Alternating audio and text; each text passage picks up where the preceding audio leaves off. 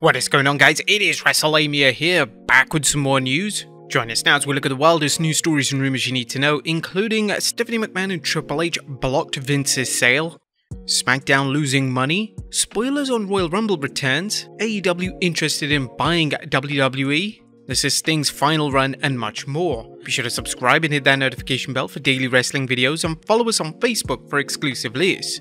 Also check out our new channel, Wrestlelamia Shorts. Now let's see the intro and get straight into our first news.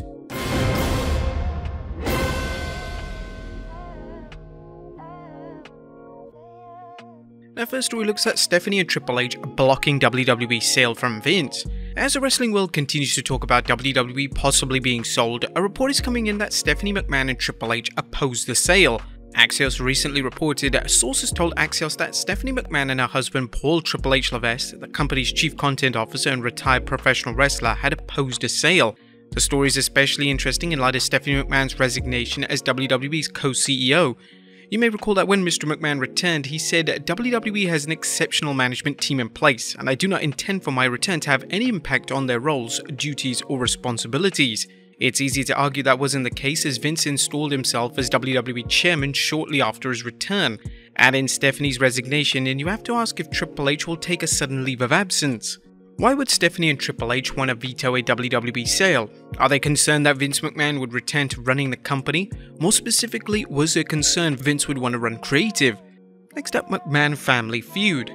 As previously mentioned, Stephanie McMahon's abrupt resignation from WWE has people talking about whether the WWE was one big happy family business.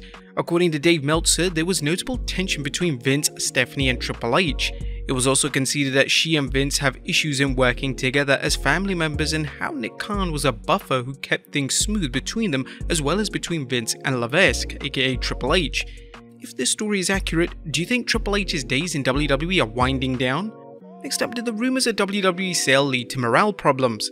Dave Meltzer is following up on previous rumors of the WWE's backstage morale following the talk of WWE being sold. Meltzer wrote in this week's Observer that the rumors are all over wrestling and led to a ton of concern among WWE talent hearing them. This included those working the live television taping for NXT, where the mood was said to be very depressing as word got around during the actual filming of the show, with the belief by many the story was true. As we discussed in our news video and our website, there are plenty of reasons for wrestlers to worry, ranging from job security to their pushes. Next up, AEW interested in buying WWE. The story in relation to WWE being purchased continues to evolve. Barron's, the sister publication to the Wall Street Journal and a subsidiary of Dow Jones & Company, is reporting as of today that AEW Shad and Tony Khan are interested in buying WWE. The story notes that whilst the Saudi Arabia Public Investment Fund are more likely to purchase WWE, Shad and Tony are indeed in the running. Imagine if this actually goes down and the Khan family end up owning their competition. Even if there was no interest at all, it's got people talking about AEW. Next up, SmackDown losing money for Fox. Now, an interesting report on SmackDown's future, questions arise who will air the show if WWE is sold and why it might not be an attractive asset. Meltzer discussed this in the latest Observer, including how the WWE could end up on prime television. Last week, sports business reporter John Oranda predicted that NBCU would make a play to bring SmackDown back from Fox and put the show on NBC. Such a scenario, WWE with a weekly show on NBC would have been considered unthinkable, but as television declines, SmackDown winning Friday Fox most weeks makes the WWE more valuable to other networks. Still, Meltzer noted that SmackDown does not turn a profit for Fox, but at the same time, even in winning the night, SmackDown still fetches the lowest ad rates of any Friday night network primetime show at $47,000 per minute. If the WWE isn't sold, it'll be interesting to see if Fox feels it's worth the money to keep the blue brand. Next up, Sting prepares for retirement. A time to follow up a previous report about when Sting is retiring. He discussed, "Whatever I do, I want wrestling fans to say, that was incredible. I don't want them to walk away going, that was embarrassing. I just want it to be a great memory and then to just finally once and for all say adios." The Stinger also admitted he's done something he wouldn't do, become a wrestler who returns from retirement time after time. "I swore to myself, I'm never going to be one of those guys, and I'm one of those guys 10 times over." Still, there's no denying that fans have embraced Sting's return despite him not being the same wrestler he was during his prime. That hasn't stopped him from trying, and his in-ring performances have astonished fans, even by making some sick dives. With his contract winding down, Sting said he's looking for a grand finale to send fans home happy and give them and him the send-off that he didn't get in WWE. Meltzer speculated that Sting's contract is likely ending at the end of the year. and it would likely be in December since he started at Winter is Coming in 2020. Next up, some spoiler as we look at some rumoured Royal Rumble returns. With the 2023 Royal Rumble just 2 weeks away, fans are speculating on what surprise returns they'll see at the event. PW Insider recently reported Edge is penciled in to return at the Royal Rumble pay-per-view. He was last seen at Extreme Rules pay-per-view in October, losing to Finn Balor in an I Quit match. WWE Hall of Famer Beth Phoenix is also slated for the Rumble, we're told. PW Insider also mentioned that Doudrop should be back and that Logan Paul could return depending on the status of the injuries he suffered at Crown Jewel during his match with Roman Reigns. Logan Paul is absolutely being talked about in regard to an appearance at the Rumble as well, as long as his knee is rehabbed and he's ready to go.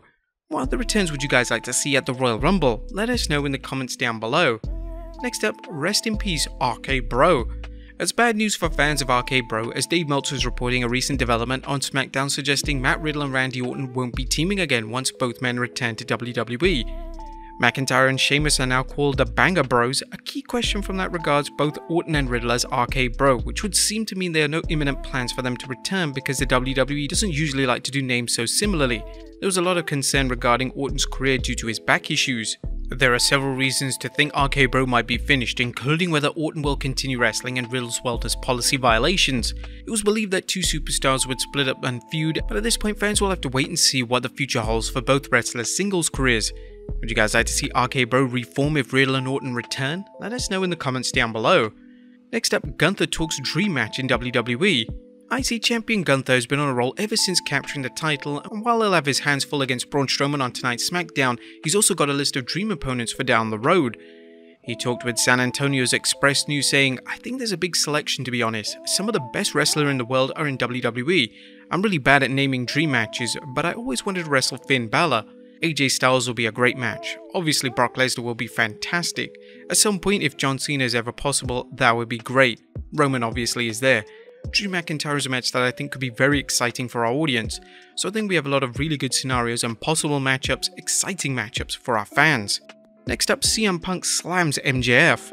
CM Punk is responding to current AEW champion MJF, who recently posted a picture of himself with Pro Wrestling Illustrated's awards for Best Heel and Feud of the Year. MJF appears to have angered Punk because wrestling saltily has taped over Punk's name when he posed with the picture. Punk replied to MJF's supposed slight saying, "Maybe find some tape for the ratings so nobody sees those either."